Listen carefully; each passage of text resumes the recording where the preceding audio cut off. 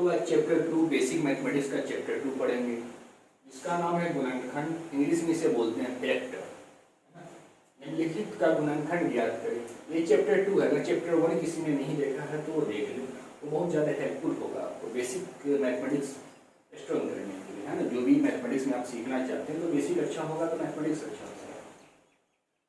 तो सबसे पहले हम लोग गुणनखंड निकालने के लिए सीखेंगे, है ना। ये एक नंबर में ABC 3 क्वेश्चन है, 2 नंबर में ABC 3 क्वेश्चन है ना। तो सबसे पहले गुणनखंड निकालने के लिए सीखेंगे। तो 24 का पहली संख्या इसमें क्या है, पहला क्वेश्चन 24 का गुणनखंड निकालने के लिए इस तरह से हम लोग दे देंगे, है ना। तो ये 24 सबसे पहले किस संख्या से भाग लगेगा, 1 से भी भाग लगेगा, लेकिन 1 से भाग लेने पर कोई फायदा नहीं होगा। ये 2 से भी भाग लगेगा, 3 से भी भाग लगेगा, 6 से भी भाग लगेगा, 8 से भी भाग लगेगा। लेकिन हम लोग को सबसे पहले सबसे छोटी संख्या से भाग देना है। किससे भाग देना है, सबसे छोटी संख्या से। तो इसको हम देख रहे हैं कि सबसे पहले ये सबसे छोटी संख्या 2 से भाग लग रहा है, 1 से भी भाग लग रहा है, लेकिन 1 से भाग नहीं लगाएंगे, है ना। गुणनखंड निकालने का जो नियम होता है, सबसे पहले हम लोग सबसे छोटी संख्या से लगाएंगे भाग। तो सबसे छोटी संख्या हम लोग को दिख रहा है 2। 2 से कौन संख्या भाग लग जाता है, जिस संख्या के अंत में, जिस संख्या के आखिरी में 0 होगा, 2 होगा, या 4 होगा, या 6 होगा, या 8 होगा, वो संख्या 2 से पूरा भाग लग जाएगा। जिस संख्या के अंत में 0 होगा, 2 होगा, 4 होगा, 6 होगा, 8 होगा, वो संख्या 2 से पूरी तरह भाग लग जाएगा। यहाँ पे हम लोग क्या देख रहे हैं, इस संख्या के लास्ट में क्या है, 4 है ना। इसलिए ये संख्या किससे भाग लगेगा, 2 से। इस तरह भाग लगाएंगे, 2 एकम 2, 2 दूनी 4, है ना। फिर 2 से, 2 छक्के 12, फिर 2 से, 2 तिया, है ना। इस तरह से हम लोग लिख देंगे। फिर 24 को हम लोग क्या लिख लेंगे, 24 को ये गुणनखंड का ये रूप में तोड़ करके, क्या वो 2 1 2 3 वो 2 है, तो 3 2 को हम लोग गुना के रूप में लिख देंगे। किस रूप में लिख देंगे, गुना के रूप में लिख देंगे। और एक 3 है, जो संख्या आएगा सभी को हम लोग किसमें लिख देंगे, गुना के रूप में लिख देंगे, है ना। उसी तरह हम लोग फिर 60 को बनाएंगे। ये 24 को जब गुना के रूप में लिख देंगे, ये सबको गुना करने के बाद फिर 24 चले आएगा, कितना चले आएगा, 24, है ना। उसी तरह हम लोग फिर 60 का गुणनखंड करेंगे, है ना। 60 का गुणनखंड करेंगे। ये भी संख्या देखते हैं कि 2 से भी भाग लगेगा, 3 से भी भाग लगेगा, 5 से भी भाग लगेगा, 12 से भी भाग लगेगा।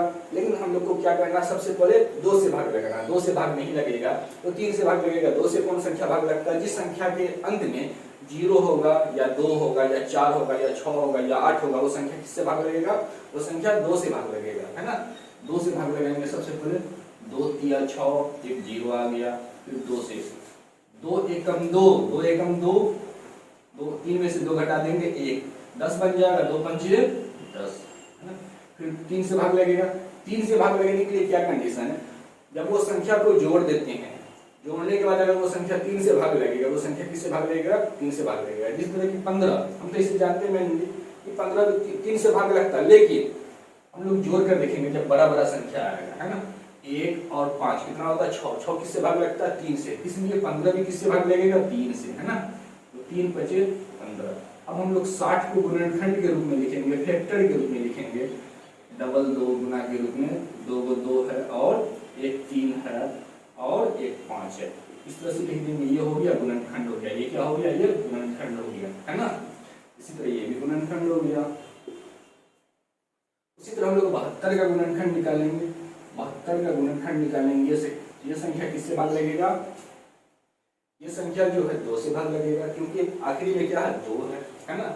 तो 2 से सबसे पहले भाग लगाएंगे। 2 तिया 6 होता है, 7 में से 6 घटा देंगे 1, 12 बन गया, है ना। 2 छक्के 12, है ना। फिर 2 से भाग लगेगा, क्योंकि लास्ट में कितना है, 6 है ना। 2 से, 2 एकम 2, 1 बच गया 16, 2 अट्ठे 16। फिर 2 से भाग लगेगा, 2 9 18, फिर 3 तिया 9, है ना। 72 को हम लोग गुणनखंड के रूप में क्या लिख सकते हैं, 72 को गुणनखंड के रूप में 3 को 2 और डबल 3, है ना। तो 2 गुना 2, 3 को 2 है, और कितना 3 है, 2 को 3 है। तो ये हो गया गुणनखंड का रूप होते हैं। गुणनखंड, गुना का खंड करके लिखना, है ना। गुना के रूप में लिखना और खंड करके लिखना, टुकड़ा करके लिखना। ये सबको जब गुना कर देंगे तो 72 होगा। 2 दूनी 4, 2 8 या 24 या 72 आ गया, है ना। उसी तरह 256 का हम लोग गुणनखंड निकालेंगे। 256 का गुणनखंड निकालेंगे। ये संख्या किससे भाग लगेगा, हम बताए थे, जिस संख्या के अंत में 0 होगा, 2 होगा, या 4 होगा, या 6 होगा, या 8 होगा, वो संख्या 2 से भाग लगेगा, है ना। तो ये संख्या किससे भाग लगेगा, 2 से। 2 एकम 2, 2 दूनी 4, एक बच गया 16, 2 अट्ठे 16 है ना। 2 से फिर भाग लगेगा, 2 छक्के 12, 2 चौके 8, फिर 2 से भाग लगेगा, 2 तिया 6, 2 दूनी 4, फिर 2 से भाग लगेगा, 2 एकम 2, एक बच गया 12 बन जाएगा, 2 छक्के 12 है ना। 2 से 2 अट्ठे 16, फिर 2 से 2 दूनी 2 चौके 8, फिर 2 से 2 दूनी 4। तो 256 को हम लोग गुना के रूप में क्या लिख सकते हैं, 256 को हम लोग क्या लिख सकते हैं गुणनखंड के रूप में 1 2 3 4 5 6 7 8 है ना। मतलब 2 2 2 करके कितना बार लिखेंगे, 8 बार लिखेंगे। कितना बार लिखेंगे, 8 बार है ना। 3 2 2 4 यहाँ लिख देते हैं क्योंकि यहाँ स्पेस कम, इसको ही बनाना है ना। 2 गुना 2 गुना 2, 1 2 3 4 5 6 7 8 है ना। 1 2 3 4 5 6 7 8 इतना हो गया। इसको सब इसको गुना करेंगे तो फिर कितना चले आएगा, 256 चले आएगा है ना। अब हम लोग 243 का गुणनखंड निकालेंगे। किसका निकालेंगे, 243 का। अब ये संख्या तो हम देख रहे हैं, किससे भाग नहीं लगेगा, किससे ये नहीं कटेगा, 2 से नहीं कटेगा तो किससे कटेगा। अब 3 से ट्राई करेंगे है ना। 3 से कटने के लिए क्या नियम बताए थे, उस संख्या को जोड़ देंगे। अगर जोड़ने के बाद अगर 3 से वो भाग लग जाता तो वो संख्या भी 3 से भाग लगेगा। देखिए 2 और 4 कितना होता है, 6, 2 4 6, 6 3 9, 9 किससे भाग लगता है, 3 से। तो ये संख्या भी किससे भाग लगेगा, 3 से है ना। तो 3 अट्ठे 24, 3 एकम 3, फिर 81 देखते हैं किससे भाग लगेगा, 8 1 9, 9 3 से भाग लगता है, इसलिए 81 भी किससे भाग लगेगा, 3 से भाग लगेगा है ना।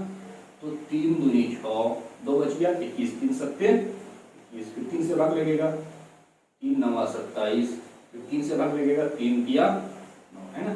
तो 243 को हम लोग गुणनखंड के रूप में, गुना के खंड के रूप में हम लोग क्या लिख सकते हैं, क्या है 3 1 2 3 4 5 2 3 है ना। सबको गुना के रूप में लिख देंगे 4 5 है ना। देखिए इसका आंसर है ना, ये गुणनखंड हो गया। इसको सीखना जरूरी है क्योंकि अभी हम लोग एलसीएम पढ़ेंगे, इसमें सीखना जरूरी होता है। फिर हम लोग 625 का गुणनखंड निकालेंगे है ना। अब हम लोग देखते हैं 625 जो है ये 2 से भाग नहीं लगेगा। जो संख्या के अंत में 0 होगा, 2 होगा, 4 6 8 होगा तो वो संख्या 2 से भाग लगेगा। 3 से भाग लगने के लिए सभी को जोड़ देंगे। और वो संख्या अगर 3 से भाग लग जाता है जोड़ने के बाद तो संख्या भी 3 से भाग लगता है। लेकिन हम लोग एक बार देखते हैं 3 से भाग लगेगा या नहीं है ना। 6 2 8 और 5 13, 13 3 से भाग लगता नहीं, तो ये भी 3 से भाग नहीं लगेगा। ये किससे भाग लगेगा, 5 से। 5 से भाग लगने के लिए क्या नियम होता, वो संख्या जिसके अंत में 0 होगा या 5 होगा वो संख्या किससे भाग लगेगा, 5 से। वो संख्या जिसके अंत में 0 होगा या 5 होगा वो संख्या किससे भाग लगेगा, 5 से है ना। तो 5 से हम लोग भाग लगाएंगे, 5 एकम 5, 1 बच गया 12, 5 दूनी 10, 2 बच गया 25, 5 बजे 25 है ना। फिर ये किससे भाग लगेगा, 5 से, क्योंकि लास्ट में क्या है 5 है।